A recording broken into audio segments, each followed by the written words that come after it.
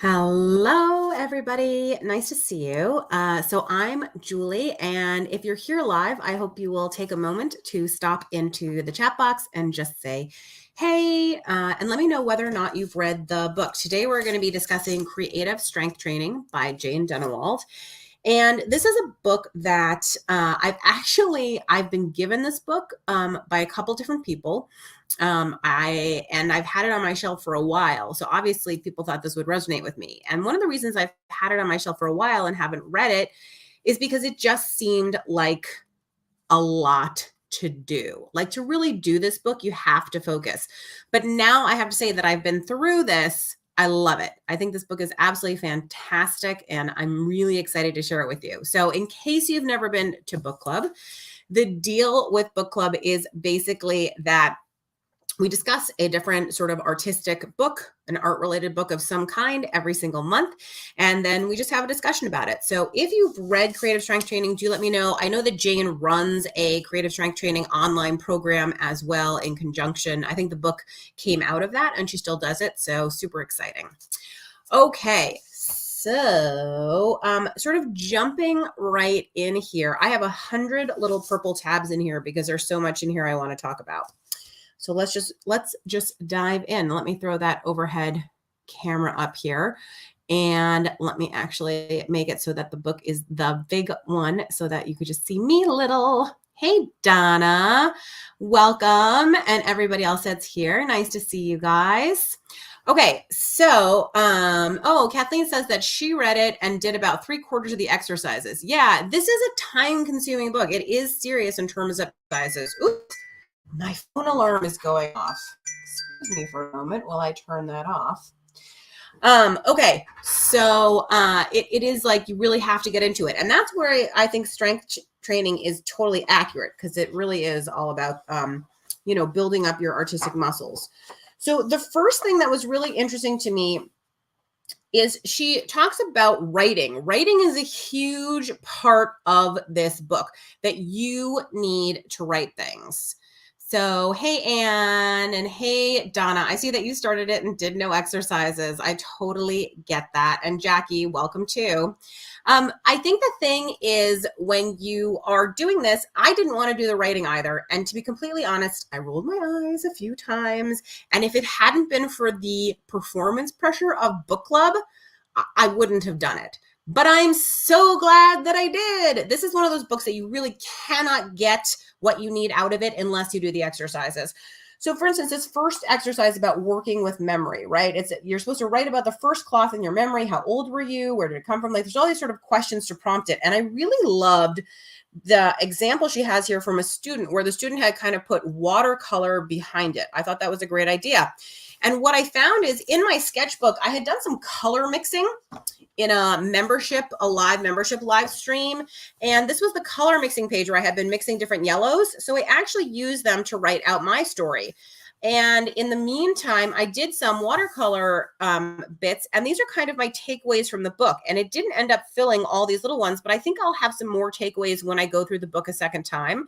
But if you want to hear my entire summary of this huge, dense book, okay, here it is in 1, 2, 3, 4, 5, 6, 7, 8, 9, 10 little squares, which is find time, make time, take time. And that's a huge part of it. I mean, I think you've heard just in the little conversation that we've had here, like Laura saying that she bought it, she read some of it, she, needs some more thoughts before going further.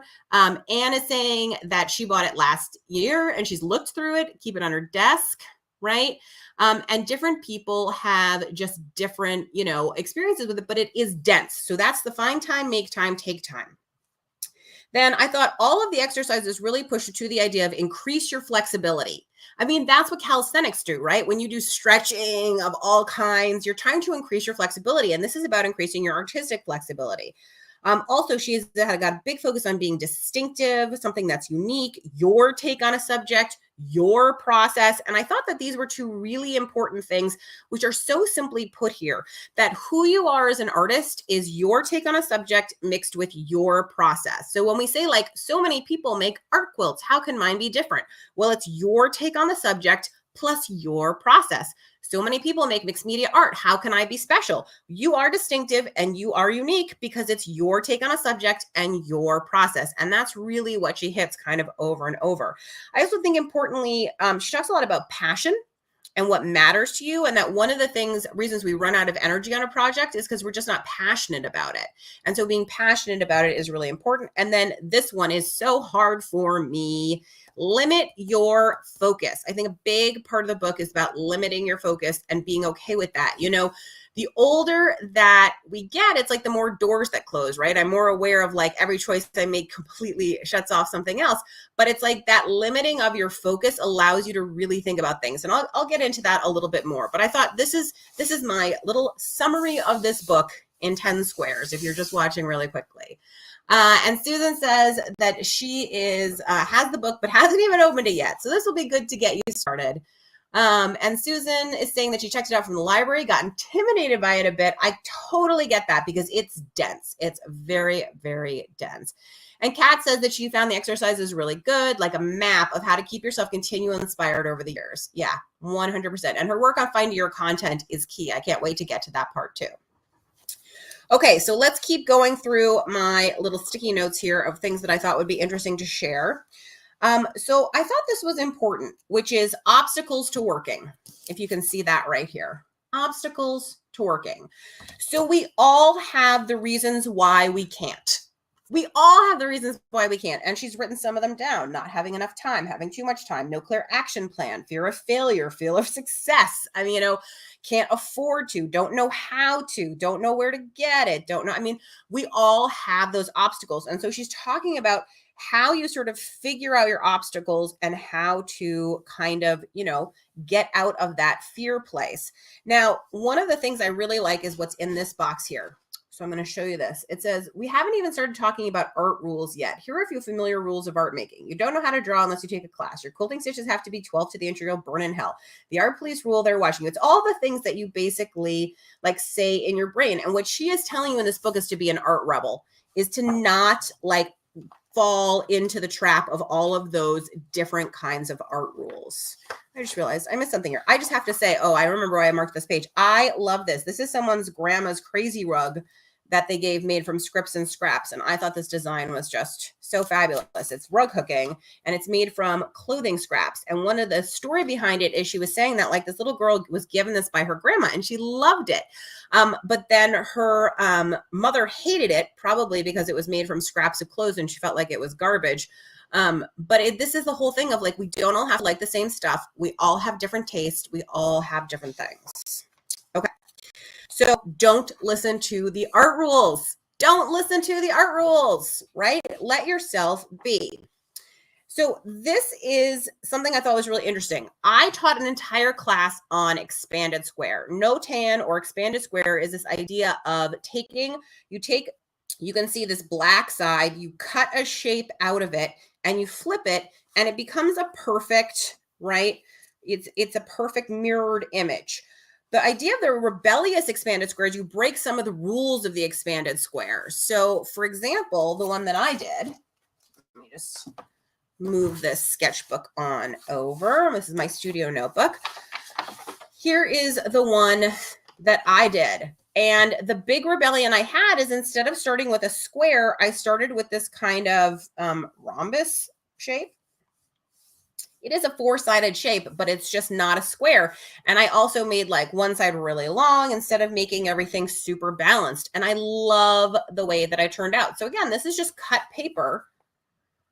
And you can see how I cut this shape from a piece of black paper, flipped it, right? And that's how you get this design. So again, Notan or expanded square is a fantastic exercise for really understanding design, balance in design, how to create things that are in harmony and pleasing. And what I love about Jane is that by telling you to do this exercise, but to break the rules, she also tells you in the book, by the way, to break the rules of haiku, which was scary to me, but it really is the idea of like, you do not have to be beholden to these things. You can find your own way through it. You can find your own style. You can find your own rules. You can define your own way of making art. And I love that. I think it's like she really provides permission to play. Okay, but you can see how dense this is. Like everything is in this book is really about writing, keeping lists, journaling, doing all that stuff. And so I love what she says right here. So she talks a lot about the committee. Okay. So the committee is the people who, whether real or fake, in your head are telling you negative things about your work all the time. So they might look at your work and be like, this is stupid. I see your fingerprint here. Why did you cut it like that? That's not even. And what you need to do is you need to banish those committee members. It could be, people in your family. It could be an art teacher. It could be, what you think people on the internet will say, like whatever it is, but that's your committee of people. And she says here, so no one else can dismantle your committee for you. You have to do it yourself. Then you are free to love what you do. No more faces and no more voices. Now, I have to tell you, I'm currently taking a class because I love to be a student. I think being a good teacher is also being a student because you learn so much about how vulnerable learning is and how important clarity is in your teaching and the kinds of things you need to say. And one of the questions that I see coming up over and over again in the classroom with this other teacher, which I don't answer because I feel like I don't want to step on that teacher's toes, but I see it over and over, is an issue of confidence and an issue of feeling of comparison, comparing yourself to other people, and an issue of constantly having like negative voices come into the process instead of really being in it and enjoying art. We all make art because it's fun. I hope that's why we make it. If it's not fun, why are you doing it? And so I just want to take all these people who are so unsure and who keep saying, well, she did it like this and mine is way worse. And I just want to shake them and say, stop comparing yourself.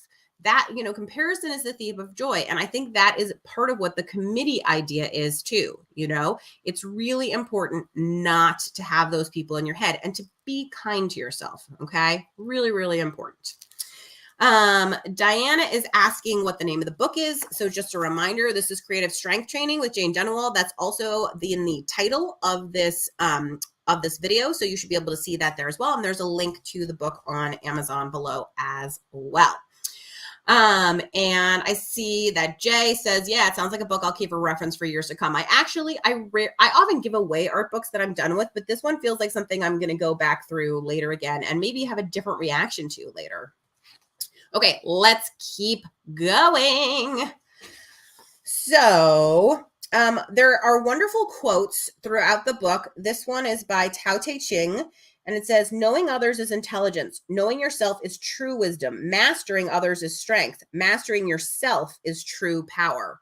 And I really love that quote. I think, one of the major things that I teach in boot camp, in my design boot camp, is really that you have to know yourself in order to make art that you make. You have to know yourself in order to make art that you love, right? Because if you don't know what you like or what you hate, how can you ever go towards it or go away from what you dislike? So that is absolutely, I think, the first key to making art that you like. So Jane and I are totally simpatico. And it's always nice when you find a book that kind of is right on rhythm with you. Okay, so this is really important, which is this woman got a letter from her aunt who's a painter. And in the letter, she said that it's all about the process of making the work, not the results. Make your work and trust to keep on making it in order to get to whatever the next step is. Don't skip any of it. Remember, it doesn't matter what others think, whether work is accepted or rejected in shows, by friends, by peers, by galleries. What does matter is having the incentive and desire to do the work, to move forward and allow the work to lead the way, not the brain or voices of others. Oh my gosh. You guys, this is so key because this is all about the idea that there should be joy in making. And if you find that there isn't joy in making, right, then why would you keep doing that? So I think that this is, again, I know I keep hitting on some of the same points, but they come up over and over, and I think they're really important. By the way, so Jane has a lot of student examples of how they handle the exercises in here, and I found that really useful too. Okay, so she's a big fan of use what you've got, and I am too. I think that a lot of times people think I get a lot of questions, for example, about like, what brand are you using? What exactly is that? And I think that's great. It's always important to know the supplies, but I also think it's important to understand that what you really want to know are what are the qualities of that art supply you're using. So for example, here's the example I'll give you. If I am using watercolor, you don't have to use the same brand watercolor I'm using. You don't even have to use watercolor. You just have to understand what the qualities are that I'm looking for when I'm creating. So maybe what I need the qualities to be is I need it to be transparent. I need it to be able to be thinned with water. And I need it to be warm colors. If that's true, then you can use acrylic ink. You could use spray ink. You could use color burst powders. You could use like so many different things because those have the same qualities. If it's that I need it to be water reactive, then you could use watercolor crayons. Then you could use, water-based markers. So again, it's like knowing the qualities of the supply is more important than knowing the actual brand name. And I think that's the whole theory behind use what you've got. That's sort of my own side note of something I think is important. But let's head back into the book here. Okay, so one of the things that I thought was interesting is she talks about limiting variables. You can see that here. Monitoring additions to your stash and consistently using available supplies strengthens your ability to focus. Engaging the rebel artist to protect studio time secures the spaciousness you need in order to work. Writing down ideas, realizations, and plans for new pieces keeps thoughts organized. These strategies are the foundation of creative stamina. I love that phrase, creative stamina, because that's what keeps you able to go for hours and hours, days and days, weeks and weeks, months and months. That's what means that you can keep working over and over and over and over again. So I really love that. I also found that after she said that, I cleaned my studio and I came up with some new ideas as a result, which was really kind of fun. So this is a fun idea about doing a scavenger hunt to get ideas for a series that you're working on. And again, like Kat said earlier in the comments that she really liked some of the comments or some of the content, here's the comment, on keeping yourself continually inspired and finding your content. Like this is a great technique, again, for finding what it is you want to work on. And it's so simple,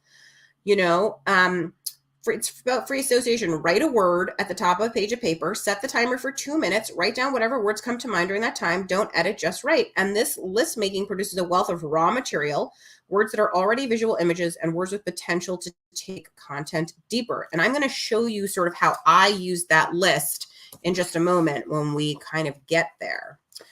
Okay, so there's a bunch of different exercises in them. A lot of these are writing, so I haven't included them, including stuff like this chart. That's about like things I enjoy doing versus things I do well or need improvements. You can kind of figure out like what areas you want to work in. Okay. So there's a lot, like I said, there's a lot of writing in this book. There's a lot of writing in this book. And Colleen says that the committee reminds her of soul collage, which I don't know if I introduced you to that, but if I did, you're welcome. And if I didn't, then we can all look it up and see. Is this a book for a beginner? So this is a great question, Deborah. And this is what I always say to beginners. So there are no techniques in here that a beginner couldn't do, but there is some heavy lifting. And so it would kind of be like, and the thing about creative strength training is you can use a 2-pound dumbbell and I can use a 50-pound dumbbell and we can do the same exercises, if I have bigger muscles, meaning I'm more experienced.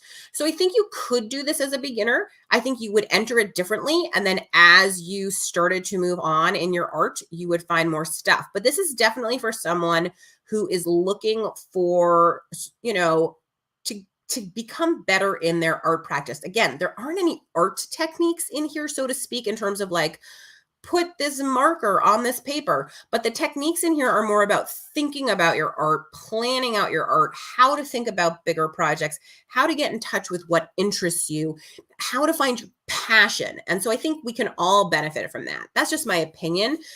Jane, has tons of YouTube videos. You can watch her YouTube videos. Again, she does the creative strength training online. You could even ask her, you could email her, and I'm sure she would give you a better answer than I would.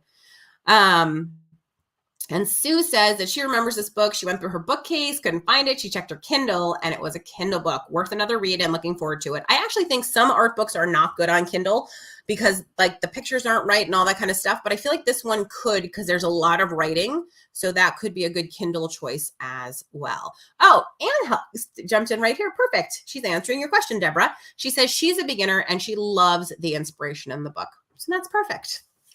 Okay, so let's keep cruising on through here. Oh, I need to pop the book in. And again, lots of really pretty pictures of what different artists did, so you can see different styles and different things like that. Okay, so I'm missing a little tab down here. This is the whole thing about time, which I talked about a little bit earlier, learning to make and take time. And then I really liked this poem here. So constant slow movement teaches us to keep working like a small creek that stays clear, that doesn't stagnate, but finds a way through numerous details deliberately. Deliberation is born of joy, like a bird from an egg. Birds don't resemble eggs. Think how different the hatching out is. A white leathery snake egg, a sparrow's egg, a quince seed, and apple seed, very different things, look similar at one stage. These leaves, our bodily personalities, seem identical, but the globe of soul fruit we make, each is elaborately unique. Isn't that a fun phrase? Elaborately unique.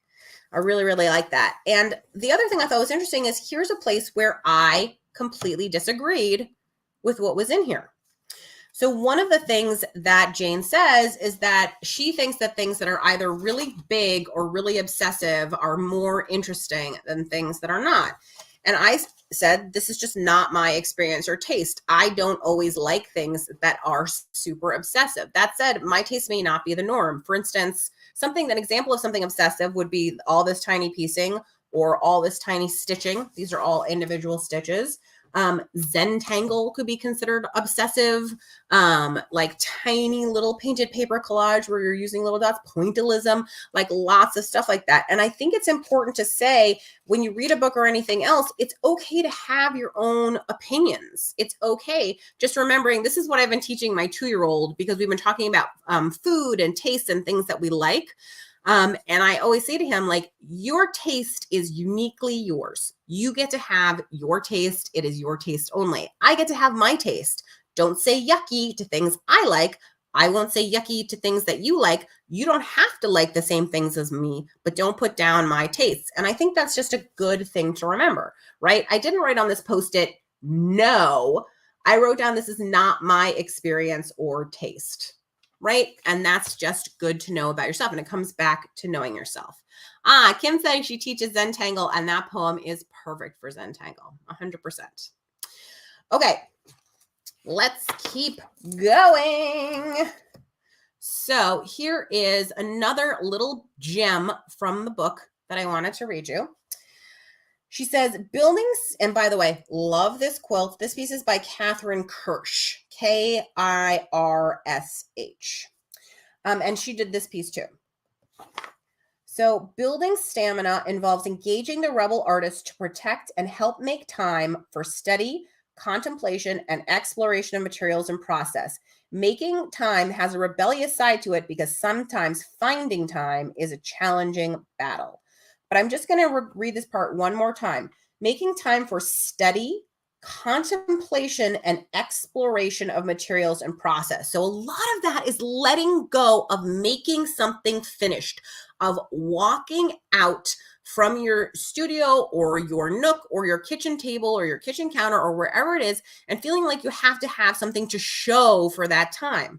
Why?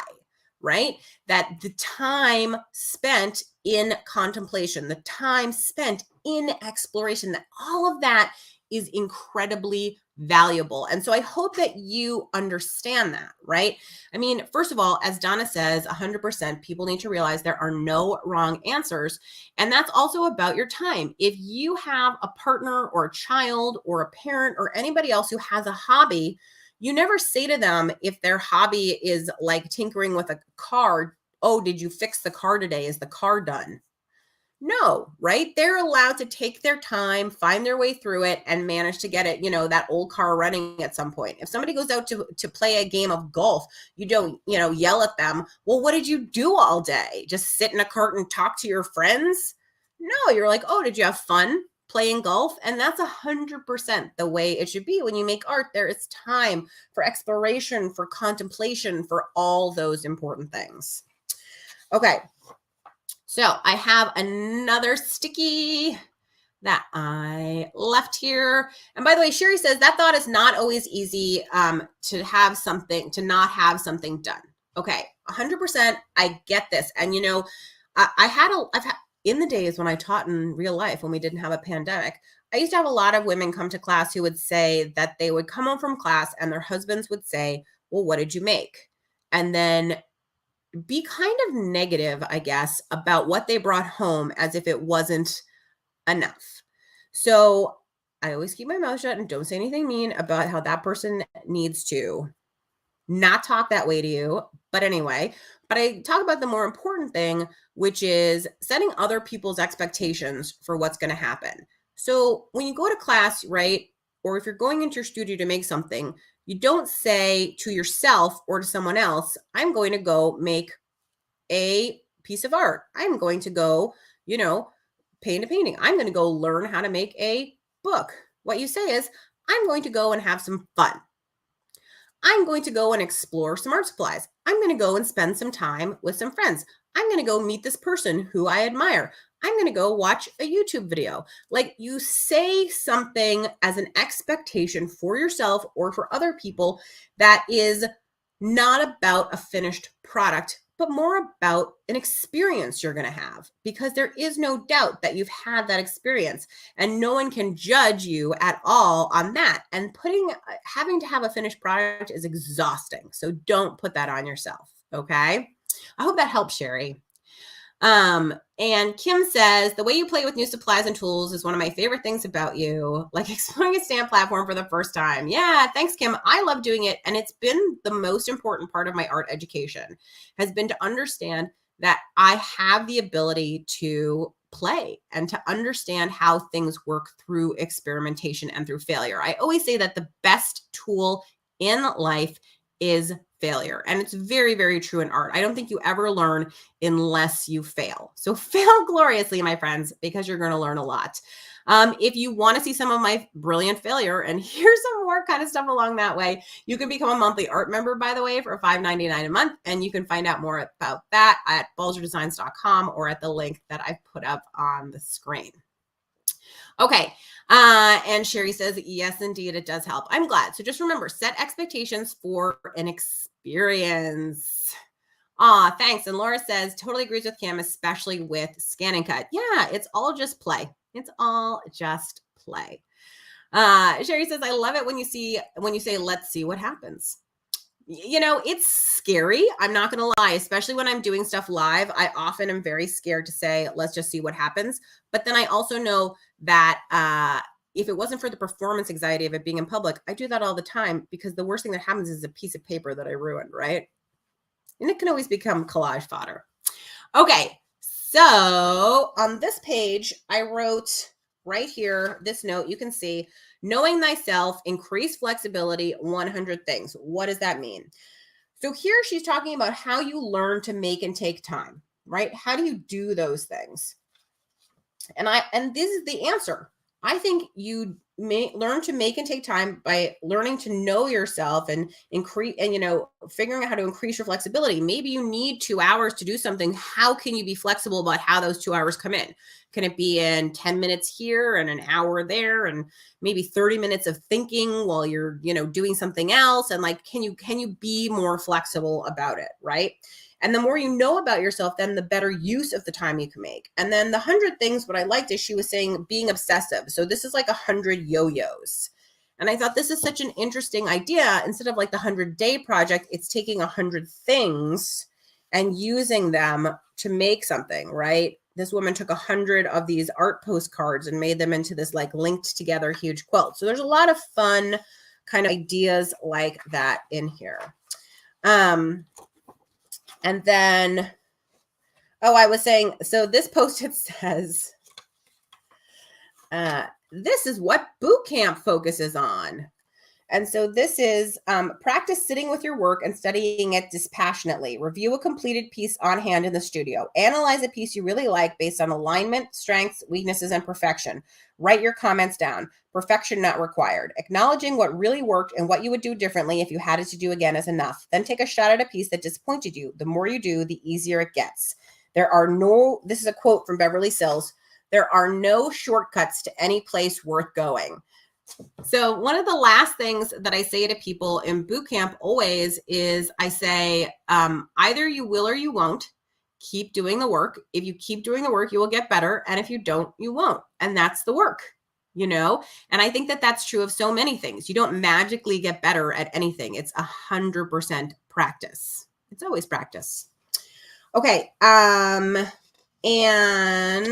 let's see what else. Oops, make this a little bit bigger.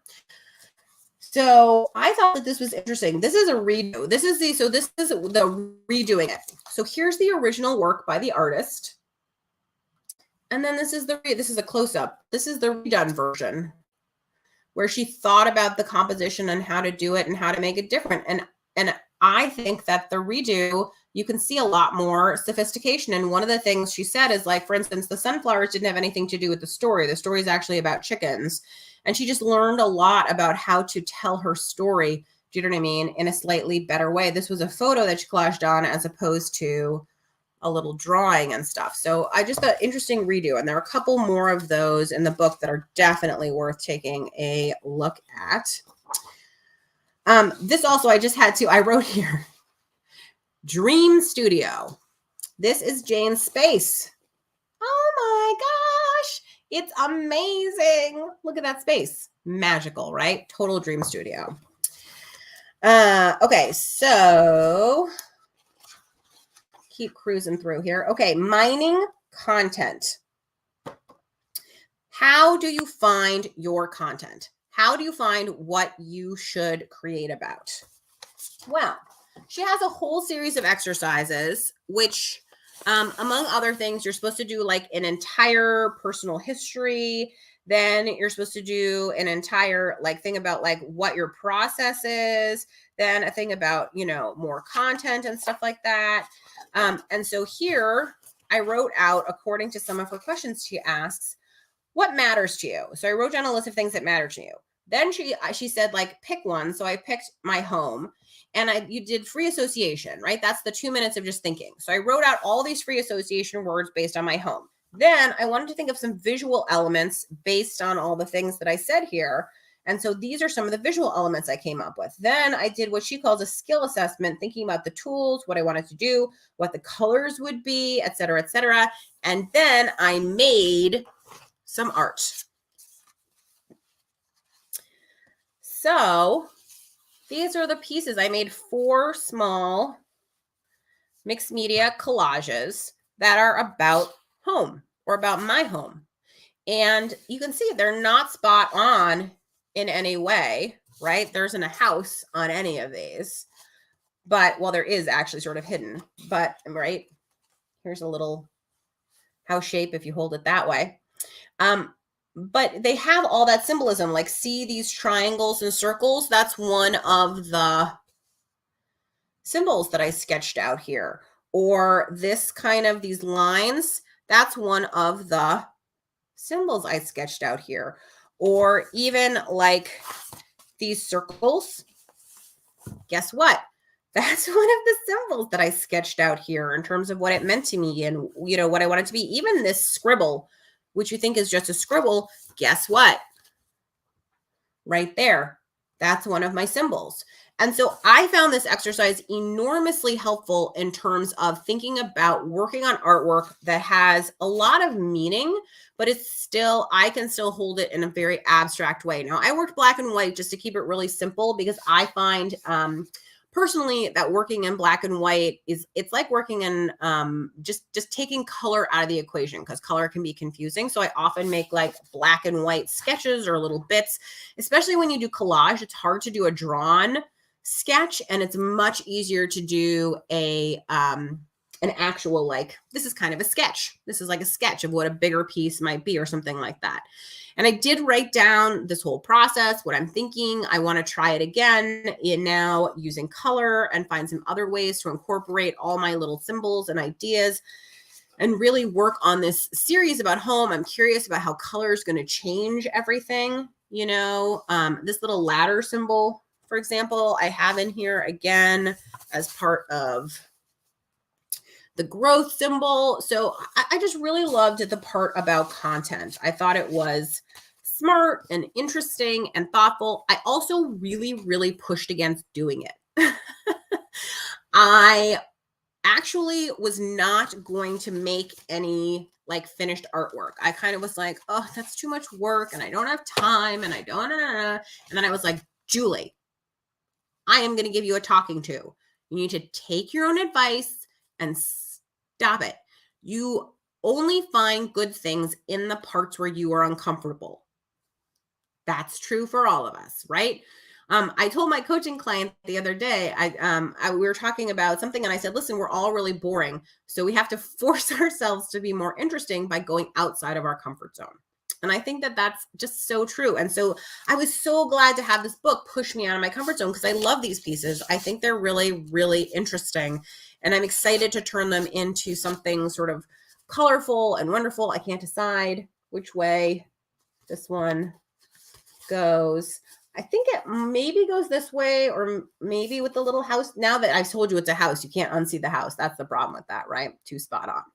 Anyway, this was a really, really good just exercise for me. And I feel like more importantly than that, sometimes with some of these books, it's like in one ear, out the other, or that was fun, but will I ever use it? For me, this book definitely feels like something that I'm going to keep returning to, that I can keep mining, that I could reread in a couple years. And when I'm in a different place, have a completely different, reaction to all that kind of stuff. But it really has so much good stuff in it, which I really love. And I'm going to show you just one last page in this book because I think it's really important, which is right here. And so this is about how to distill and edit your story. That's what the title of this little exercise part is. And I wrote here, this distilling is what art making is, right? So many ideas, but you must create clarity and story. And that's how simple it is. I think that's like a huge part. It's the editing. It's the remembering that clarity is important. And distilling and editing are so hard to do because it feels like we're making ourselves less than somehow when we distill and edit, right? Because it feels like somehow you are changing it, right? You're taking away some really like vital or important part or something like that, but you're not, right? When you distill and edit, what you're really doing is you're just giving it sort of the best possible version of both. And I think that that's really key too. Okay, so I know that a couple of people have read the book and some people have had some feelings about it. If anybody else wants to jump in, I hope that you will. As I said at the beginning, this is not going to be a surprise at all. I loved this book. I think it's a book I'm going to come back to a lot. There's so much in it. I feel like I learned a lot. I'm thrilled with how these pieces turned out. I want to do more of this kind of stuff where I am assigning sort of hidden meaning into stuff in a lot of purposeful ways. Really thinking about mining my content. I'll probably read this book again, maybe next year, give myself a refresher. The next book club is going to be on April 13th. I was going to do this, but let's have a poll. Let's talk about this. So my plan was to do this book, which has been on my bookshelf, and I've really wanted to do landscape and contemporary quilts. But it was published in 2006. And because of that, copies are either expensive or hard to find. It is available in a lot of libraries, and it's full of tons of beautiful ideas and thoughts. And I thought it would be really fun to try out, but it's not as available as other books. So I don't know if you guys have any opinions or thoughts on that, on the availability issue in terms of doing that as the next book club book. So just let me know in the comments what you think. Kim makes a great comment that distilling, the idea of it, right, reminds her of poetry. And I think this is why I can't write poetry at all, because it requires so much thoughtful distilling of thoughts and feelings and ideas into really succinct, right, small little phrases and ideas. Hard to do. Anyway, if this isn't the book, then I will go ahead and post what that book is in like a day or two, but we'll see. Delancey says it sounds great to me. So she's all in on it being okay, that it's not super easy to find and all that kind of stuff. So that's good. 1 vote in favor, which I appreciate. There is the name of the book. Again, you can see it there. I have a couple more comments coming in. Oh, perfect. Kate Kelly says she has it, so she's fine with the picks. Katie Turner says she liked the book club, would like to purchase the book prior to follow along. Laura says, enjoy reading the books we talk about. Spur if you write a blog post on it, but keep book up to books accessible to everyone. The date again is April 13th. That book doesn't interest you. Susan says something else. A different Susan says go for it. Kim says her quilt's not to her taste. And Donna says either is fine with me. I want to talk about taste for just a second, because I think it's an important thing to talk about, which is you can learn an enormous amount from artists who make work that is not your taste, from books about things that are not in the medium that you pursue. And if you only, like, let's say that you make crochet. If you only ever look at crochet books, you'll only ever make things that came before you. If you look at quilting and painting and metal smithing and, cooking and landscape photos, or, whatever it is, you're going to find inspiration and ideas, cross-pollination, that you wouldn't have found elsewhere if you had stayed completely within the discipline. And I think that's where you become fresh and unique and interesting. So I 100% respect that everybody is allowed to have their own taste, but I also encourage you to go outside of your taste just to sort of see what there is and what you can glean from something that isn't necessarily what you want to do. I don't want to make quilts like this, right? But I still think it's really interesting to learn about people's techniques, their color choices, how they're making things, construction. When's the last time I made a finished quilt? It's got to be 3 or 4 years ago. But I still like the idea of putting things together, because after all, quilting is collage. Collage is quilting. Slightly different, but it's the idea of slamming different things together, in ways that they both contrast and find some sort of harmony. Okay, so I will take a look and I'll let you know what the next official book selection is. Okay, Vicki, thanks for saying you will listen to anything. Kat says again, the book doesn't interest her. And Donna is a great comment to end on, because I agree with you. Everyone can take something away from any learning experience. Most of learning is about being open. In fact, one could say that all of learning is about being open. Okay. Thanks so much, you guys. I appreciate you being here. I hope you will like my Facebook page, subscribe to my YouTube channel, and come and visit me over in the classroom, where I have tons of great classes, including membership. And the monthly art membership starts at just $5.99 a month, and it makes everything go around here. So I really appreciate your $5.99. Thanks so much. Bye.